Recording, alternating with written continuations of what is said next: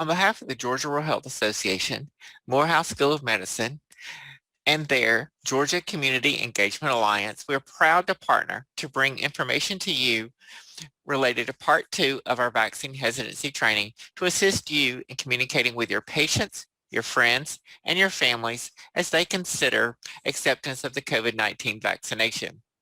We'll join the session already in progress and regret the first few minutes were lost due to a weak internet connection with the cloud. Should you have any questions or need additional information, please don't hesitate to email me. I can be reached at cowens, at COWENS at georgiasouthern.edu. Thank you. None of those, the COVID vaccines do anything to your fertility. So it does not cause infertility. It doesn't alter any of the female reproductive parts. It doesn't do anything to your hormones. And so, no, it does not cause infertility in women. That has been disproven. Now, but what I will tell you, because this is, I haven't seen this on social media, and I'm thinking, contemplating, I think I'm going to post it on my social media feed here. What they have proven, that men that get COVID, the virus, have a six-fold increase in erectile dysfunction. So let's say that again. It's been proven by a number of different research studies that men who end up getting COVID, the virus itself, have a six-fold increase in getting erectile dysfunction. So that means that they can't function sexually. And so that is, to me, a real good reason why every man ought to make sure that they're vaccinated, and every woman that has a man ought to want him to get vaccinated as well. So that's another one of those little tidbits that you want to make sure that you understand the possible side effects and that of the virus itself, because it's a horrible little disease. How effective, Dr. Jacobs, is it against the variants? All three of them have been proven to be pretty effective against all of the variants. And remember, the reason that we're getting these vaccines is to prevent the hospitalization, to prevent you being laid up in that hospital in the ICU on a vent, and prevent death. We don't want you to die from this virus. Not since we have a vaccine that its job is to prevent severe disease. All three of these vaccines do an excellent job of preventing you from being hospitalized. Well, Dr. Jacobs, once I've been vaccinated, can I get the virus itself? Once I've been fully vaccinated, right, you can, because it's not 100% effective against COVID itself, but the guarantee for you is that if you get it, it'll be either you'll be asymptomatic or you'll have a mild disease, but you will not be hospitalized. You will not end up in that ICU, and you will not die as a result of it once you've been fully vaccinated. How long, and this will be the last question, and then we'll open it up. How long these vaccines last? Will I have to have a booster shot? Well, they tell us now that more than likely that a year after we've been fully vaccinated, all of us are going to have to be revaccinated again with a booster because they'll be tweaking it to make it more effective against those variants that are out there. And so about a year later, they're predicting all of us will have to have a booster shot. And so you want to make sure that you, when you're considering whether or not you should get vaccinated, I want you to weigh the pros and cons. If you have a loved one that has cancer or has some sort of sickle cell disease, or you have a child in your house that's asthmatic, you have a grandparent or parents that are sickly or elderly, you want to be vaccinated to help protect them as well. So protect yourself and protect them as well. I'll stop there, Dr. Akintobi, and we can open it up for questions. Dr. Jacobs, thank you for the time that you made. All that Dr. Jacobs shared is a part of what will be available to you through the recordings with the Georgia Rural Health Association. But let us take a few questions that may have come through Dr. Irvin or Mr. Owens. Well, it was great that Dr. Jacobs, you addressed the infertility issues, because just as you were addressing it, that question was asked. So thank you for addressing that question. Before I have a question, but before I ask, Charles, has any other questions come through on your side? No, I don't have any other questions. So, Dr. Jacobs, how would we address the question of, I heard that someone says, well, I heard that Moderna and Pfizer is better than Johnson and Johnson, so I don't want that Johnson and Johnson vaccine. What Yeah, would be the best way to address that? And one reason why I ask is, as we start to, get into communities where the two vaccine option may be challenging, and other environments where the Johnson& Johnson one shot is ideal. So, the concern is some may say, well, that Johnson& Johnson is not as good as Pfizer or Moderna. How would you address that?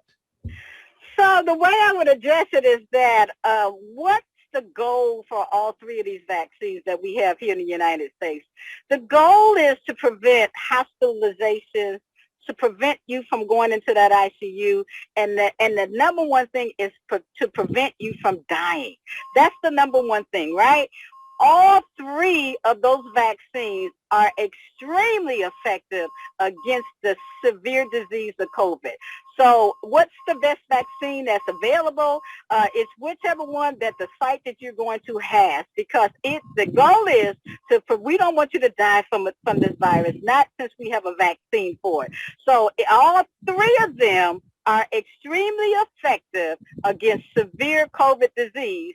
It will prevent you from going into that hospital, laying up in that ICU on that vent, and it will prevent you from dying. So all three of them will do that, are extremely effective against severe COVID disease. That's how I would answer that. Thank you. And Well, we have another question. What is the impact of full approval versus emergency approval, and what role does that play in hesitancy? yeah, I have heard some folks that I've talked to and given these talks that, well, I'm going to wait till it's been fully approved because it's emergency, which means they still experiment on people. So that's not quite true. All of the trials have been completed with all three of those vaccines, and so when anything is approved through the FDA, it has to still go through the rigorous scrutiny of those three phases of the trial. So all of them have gone through all of the trials. And let's add this, is that they have been, the first shots in the arm was March of 2020, which is over a year ago. So we now have an entire year of data from folks that have gotten vaccinated, and those folks, and if you're still getting vaccinated, that we are reporting on a regular basis to the CDC of any possible side effects that we're having, anything that we're experiencing. And so all of that is still being done appropriately, as is any other vaccine. And so we did this with Ebola. This is not something new. We did this with Ebola. We did it with H1N1. It was the same process. It was the same protocol. Those vaccines are still out there and available and doing extremely well years later. So we're just following the same protocol that we've been doing for years. This is nothing new. I know it seems like it's new to a lot of folks, but it is not new. This is what we've been doing for years. So we're following the exact same protocol. And again, we have over a year of data that tells us what's going on with folks that have been vaccinated. And I'll leave it right there. Thank you. Charles, do you have anything on your side?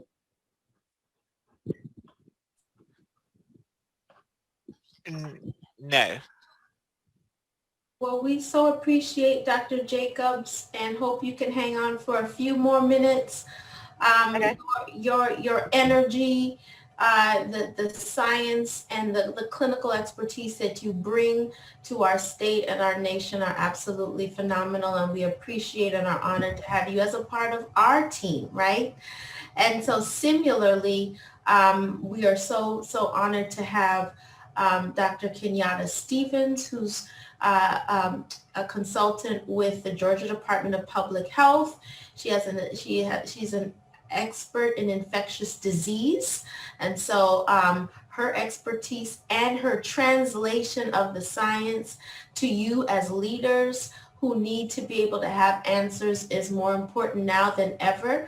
So Dr. Stevens, if you can share any insights based on your expertise, what else should people be prepared to share or know as they think about their vaccine decisions or work with those they serve or care about? Thank you, Dr. Akintobi. It's always a pleasure to be on a panel with you and just to share with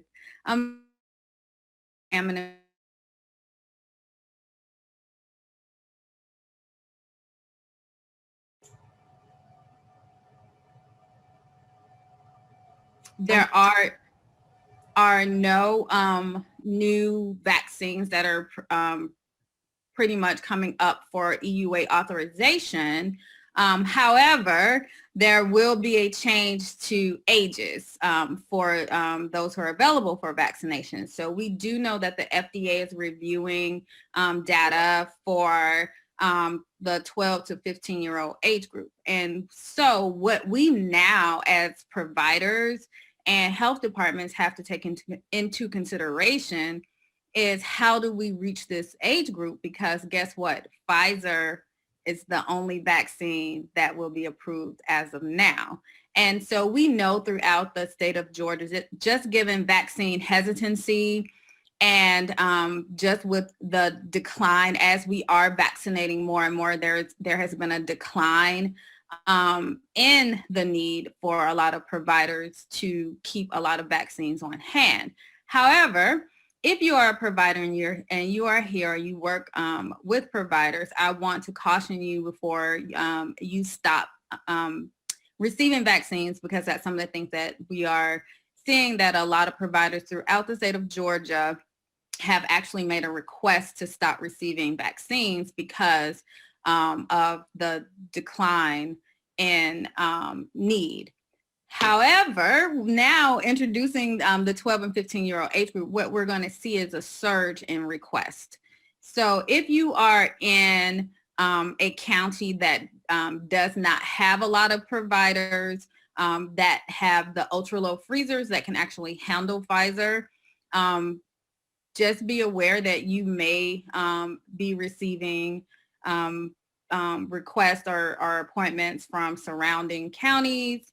The other thing that I do want to mention here is that Pfizer, I think in June, they're reducing the amount of vaccines in one tray, which has also been cause of concern with providers because of just a large amount of vaccines in one tray, and concern about whether or not they can actually use all the vaccines before they expire, or they don't want them to go to waste. So that's something that I want everyone to take into consideration as we prepare to start vaccinating 12 and 15-year-olds. The other thing that I just wanted to share with everyone on this panel is that the GMA sites are closing this month.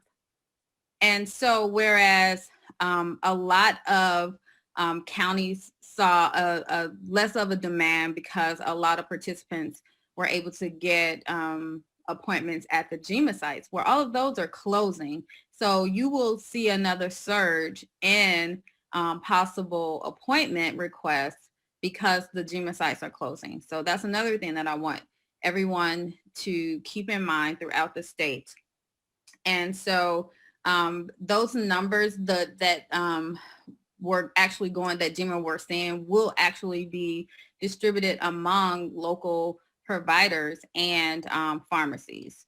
So as we prepare to go into the summer and start considering to vaccinate 12 and 15-year-olds, if you are able to receive the Pfizer vaccine, we encourage you to don't just get like your bare minimum, but just to really get as much as you can handle, so that as the need arises for vaccinating that 12 to 15-year-old age group, that we have providers throughout the state who will be able to accommodate them. We do know that there are a lot of a few rural counties that does not have a large capacity to handle the Pfizer vaccine. So what will happen is that you will see some bleed over from other counties, or you will see some actual residents going out of your county into another county. So what I want to encourage you is that if you can, to actually get an ultra low freezer so that you can accommodate Pfizer, because we're going to see that right now. Pfizer also just really has clinical trials going for even younger children, because they want to be able to vaccinate school-age children in the fall. So keeping that in mind, and just trying to think ahead, how that will impact your community, how that will impact your county, and just making sure that if the need arises, or if there's a surge or a need to vaccinate children, that you are able to do your part. And I think that's it, Dr. Akintobi. There's not a lot going on. The other thing that I just really wanted to stress is encourage families to be vaccinated together. We do have parents that are like, no, the hesitancy is there. But now that it's opened up to, or will be opening up to, that 12 to 15-year-old age group, we can do our effort and our part to say, get vaccinated as a family, because then your risk of exposure is minimized even further. So that's something, I don't know if anyone wants to take that campaign, but that's just something we can think about. Get vaccinated as a family. And so thank you for having me, and I am open for questions. Thank you, Dr. Stevens. You actually did share some really pertinent updates for providers. I mean, the news about those 12 to 15-year-olds being able to get vaccinated is huge news. And I'll say personally, I have an 18-year-old and a 14-year-old. Only my 13, excuse me, he says 14. He's the only one left. Yes. And so really excited that we're able to have that access for him. Mr. Owens or Dr. Irvin, any questions or comments that have come through the chat or the Q&A? Not at this time, no. Mm-hmm. I don't have anything, but I see, Dr. Akintobi, that you again put in the chat information about the CERN network and also resources from the UGA extension. And this is probably something that would be beneficial to Mr. Owens, Charles's constituents. Dr. Stevens, are there any resources for our rural health clinics they can look for at, within DPH, either the local or state DPH, about being able to be a provider, being on grits and other items, so they can support, particularly now that we have this 12 to 15-year age group? They probably are going to be sought out even more so, because I don't think nurses, school nurses, can give injections. Correct. So I do know that some schools, and especially the private schools, actually took their nurses through COVID vaccination training. So thank you for bringing that up, because that is something, I think it's like 90 hours of training, and all of that information is available on the DPH main website on how to become a COVID pandemic provider and everything that's required. And so that's definitely something that school nurses, if they want to take on, can reach out to DPH for additional information and resources, just to get that training to be able to provide those services as well. Thank you so much. Mm-hmm. So we have a very, we're really pleased to be able to round out our panel and also share with you resources. Dr. Irvin, your question was right on time. And certainly, Dr. Stevens, if you're able to include the link where people can go to apply to be a site or to see where they can get vaccinated, that would be wonderful as well. So if people you know, or even you, are not ready, what resources are available to sift out the myths and hearsay from the actual facts surrounding COVID as well as vaccines. So I'm really, really pleased to have an extended partner, and I say that no pun intended, through Dr. Maria Bowie, who's with the University of Georgia and their extension program. See, no pun intended. For those of you who were on a few Wednesdays ago, you heard from one of our partners with the Georgia Clinical and Translational Science Alliance, Allison Penn, Dr. Penn, who talked about some resources. If you weren't there then, you certainly have not missed it. Dr. Bowie will talk a bit about what UGA is doing and resources, some of which have already been included in the chat, where you can point people to or you can go to for more information as you think about your own and our state's COVID recovery. Dr. Bowie? Well, thank you so much for having a chance to come visit with you guys. I work as a program coordinator and project manager in the Office of the Associate Dean for Extension here in Athens. And we do have a statewide network that we work through, and I hope that you guys are familiar with your local UGA Extension faculty. They are a great resource for you, and I just wanted to tell you a little bit more about what we've been working on with them. I can share my screen or I can just talk. I kind of like that it's been sort of informal, so we'll just sort of keep moving along. I told Tavia that I'm just coming off of a week-long road trip covering a couple of different projects that are interrelated. The most recent was we went to Moultrie the last couple of days to do some filming for a vaccine education campaign that we're going to be targeting the migrant worker population in that part of the state, as well as really eventually statewide, as through a project that we're partnering with the CDC that they've asked us to help implement to specifically address vaccine hesitancy in that specific population and in more minority-based populations across the state. And really what we found while we were down there filming was really eye-opening for me. I grew up in a rural community in South Georgia on a row crop farm. I know that part of the state really like the back of my hand. And we have been hearing, in Athens and Atlanta, there's this pushback. But to have a chance to visit with these folks and meet them one-on-one and look them in the eye and say, tell us what you're really feeling. What is really going on with your community? How can we understand? How can we connect and work together to help you get the message out that this is something that we want to partner with them on, that this is something that's safe, that's reliable. And some of the things that we heard from them, just really helped us take a step back and say, okay, these fears are very real and they need to be taken seriously or they're just not going to listen. And, the things that we're putting out there, if there's this huge disconnect, it's really not going to be effective. The farmer that we worked with uses about 200 H2A workers in that part of the state. So it's a pretty big operation. They have a big packing shed there. And we interviewed some of his supervisors that we'll be using for those outputs. And really what they said was, we're fearful because there's so many issues with documentation and other things that just make them fearful to even seek medical care, much less take the vaccine.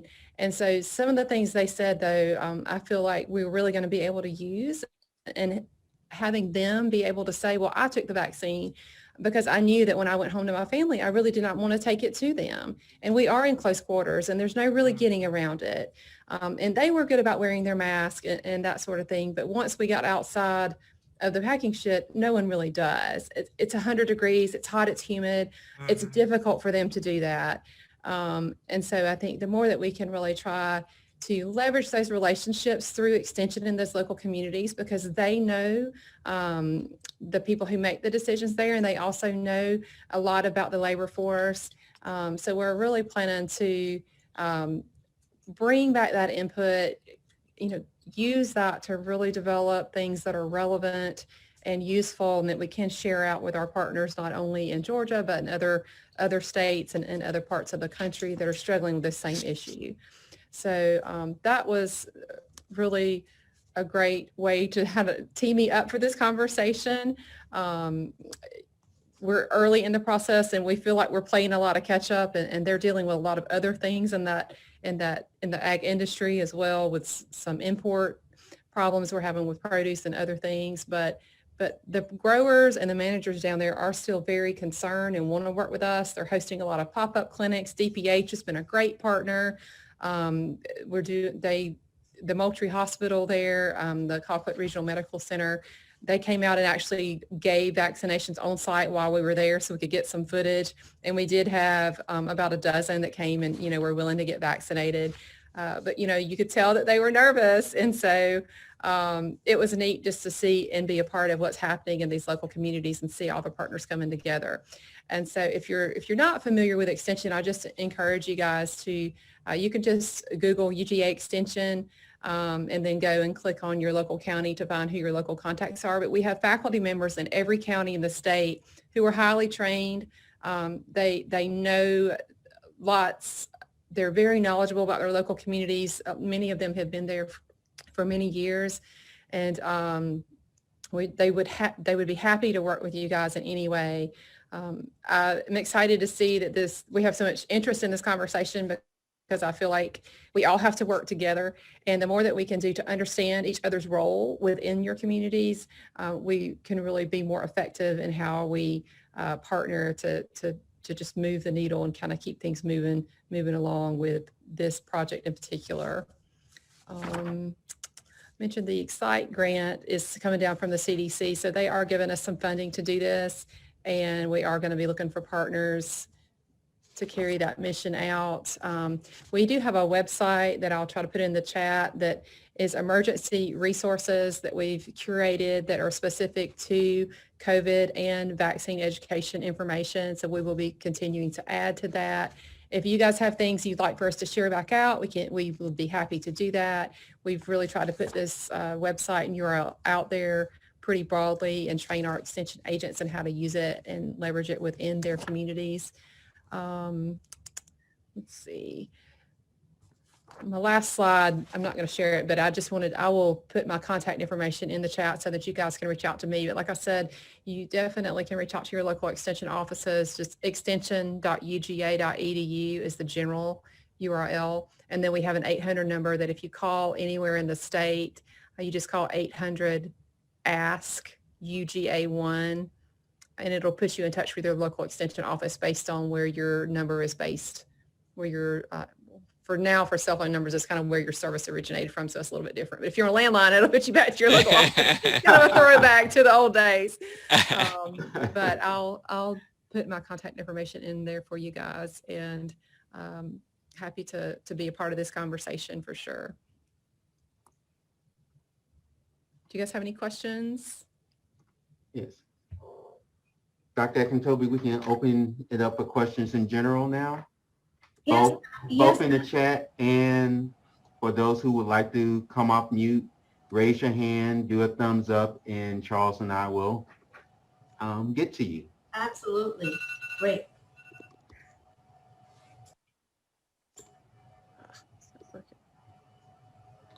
And while we wait, I'll at least say this. Dr. Akintobi and I had the pleasure of working with the Mexican consulate recently, I believe. So last Saturday, May 1st, and the Saturday before that. Yes. I won't try to do the date. You can look at your calendar and see.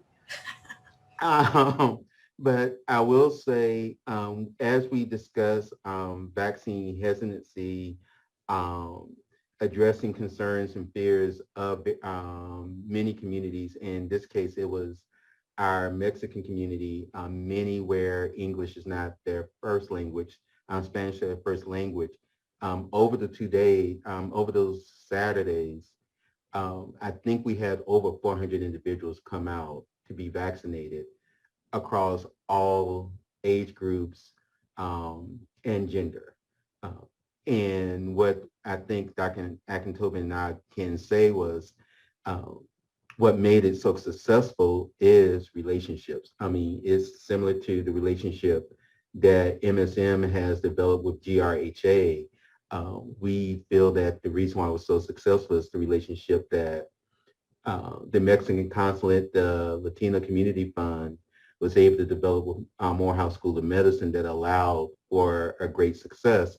And that's probably why particularly this meeting is so important, this webinar, is it allows for our GRHA partners locally to be that relationship building within their community, because it seems that's where the threshold to cross from vaccine hesitancy or vaccine concerns to vaccine acceptance comes from. It's like, it's someone I know who can answer my questions, who can address my anxieties, who can allay my fears, that allow me to now accept the vaccine, be it Pfizer, Moderna, or even J&J.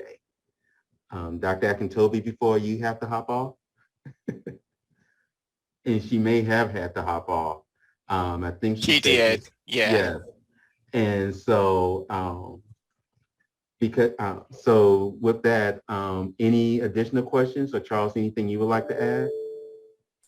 Well, no, I just particularly, I mean, is so timely for all of us as we're trying to motivate and encourage everybody to come out and to figure out how we can alleviate people's fears and concerns is really important. I appreciate the information that y'all have shared. It's been very helpful. Would like to point out that Ms. Bowie has put her information in the chat for her contact. And I, of course, would be glad to share that with anyone that doesn't get to take it down. And I know we are doing this at lunchtime, and we truly, truly appreciate everyone taking time out from their lunch, or have their cameras off so they can eat lunch while we while we do the presentation. But we'll do take one more pause for any questions in the chat, or you can just unmute yourself and ask our speakers directly. Or even comments. It doesn't even have to be a question. It can be a comment on your experiences, things that you've noticed that have worked in your communities, or things you would like us between GRHA, Morehouse School of Medicine, Georgia DPH, and UGA Extension would like us to do to support you. Yes, good afternoon. My name is Deborah Banks, and I just want to share a little testimony. I want to first start by saying I finally made the decision on last Saturday to get the vaccine. And it was forums like this that I have been watching through webinar and Zoom, the Atlanta Black Doctors, medical research, my church, faith-based town hall meetings since December last year. And I started out very hesitant about the vaccine. I was hearing everything in the streets, in the church, from my friends, from everywhere. So I had a real bad anxiety. I had really bad anxiety on getting the vaccine. But every time I watched a forum like this, a webinar, more of my questions and my hesitance were beginning to be answered. And maybe about a week ago, I was listening to a webinar Zoom. My last hesitancy was what was in the vaccine. What that was scared to take it, I'm pre-diabetic and high blood pressure, and they were talking about everything about death. There's a great big fear. I mean, it's really deep and it's really serious about what's in the vaccine, just a lot of talk. And so my fear was the last question that I needed to be answered was pre-diabetic, high blood pressure, and what was in it. And a few days before my scheduled appointment on Saturday, I listened to another webinar, and the doctor that was on there, I couldn't believe that she answered all three of the questions about pre-diabetic.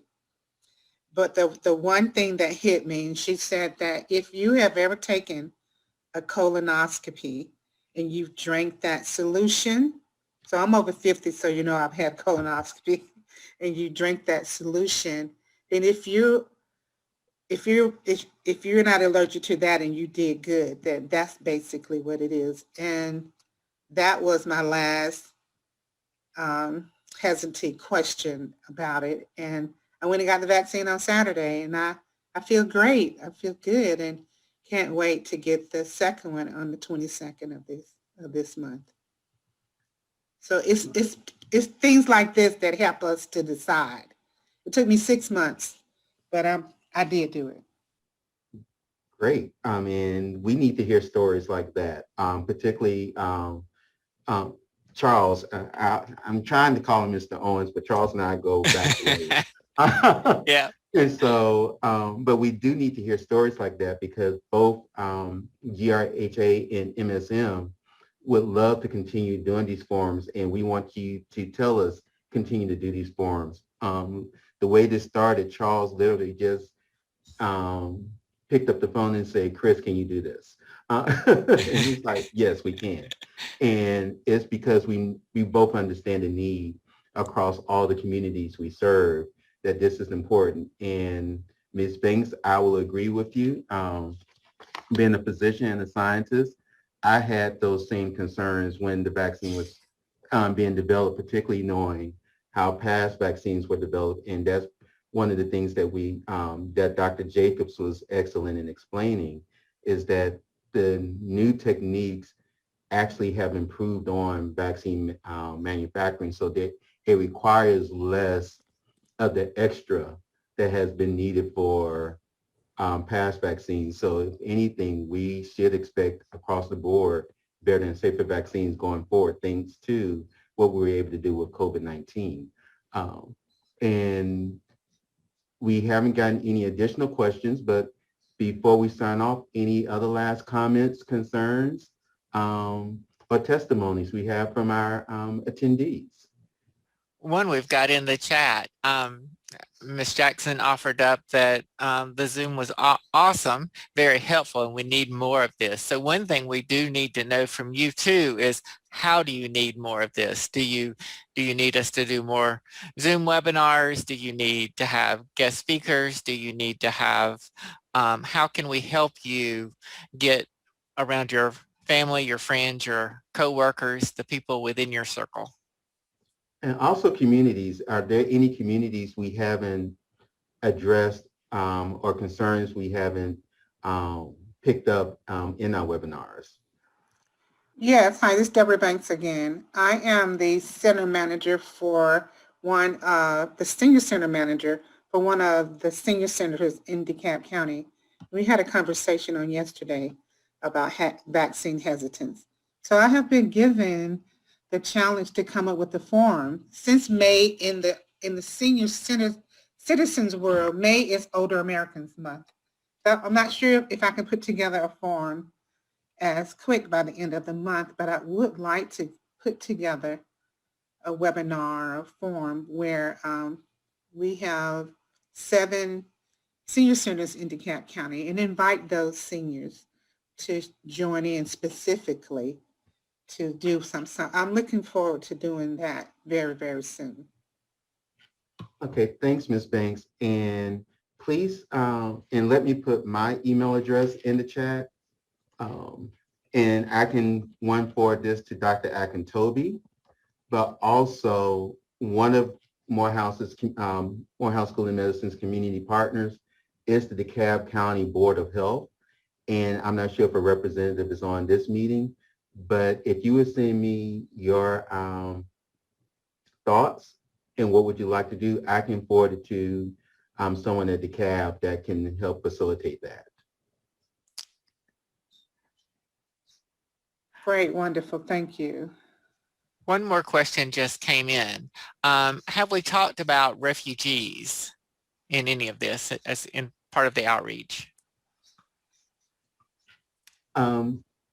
Excellent question. And I don't think we have talked about refugees yet within Georgia SEAL, but I'm, very familiar with, particularly the Clarkston community, which has a large refugee population.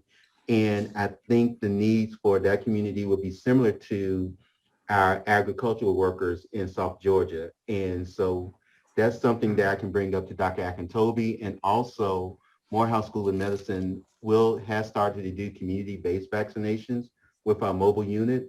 And so that's another avenue by which we can work with the refugee community, particularly since the Johnson & Johnson vaccine has been on pause.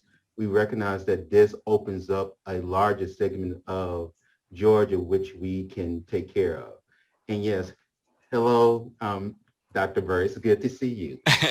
So yes, you can reach me directly, and let's talk about how we can address the refugees, because it's going to be similar to what we would be doing in South Georgia with the agricultural community in South Georgia. They're pretty much, pretty much the same except for where they're located. Well, I'll use the other hat. I'll say, call me Mayor Burks this time. So, Mayor Burks, yeah. congratulations. You didn't tell me that. So we'll be talking offline. Okay, we'll do that. We'll do that. Yes. One other comment just came in.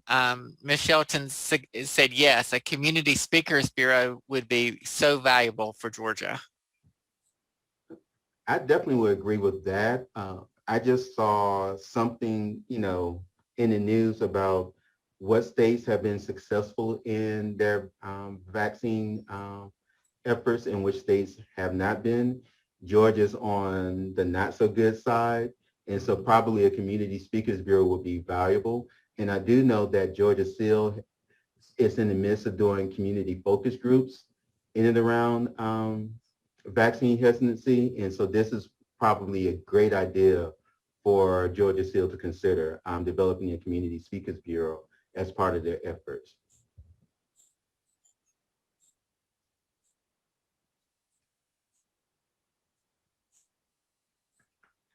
And since Dr. Bowie has to jump off, I'll take this time to thank all our speakers. First, thank you, Mr. Owens, for hosting the webinar with Morehouse School of Medicine. And thank you, Dr. Jacobs, Dr. Stevens, and Dr. Bowie for once again bringing valuable and needed information to our community. I know many are having to jump off now, so we thank you for attendance and look forward to more information and opportunities from Georgia Rural Health Association and Morehouse School of Medicine. Thank you. Thank you, everyone. Have great days.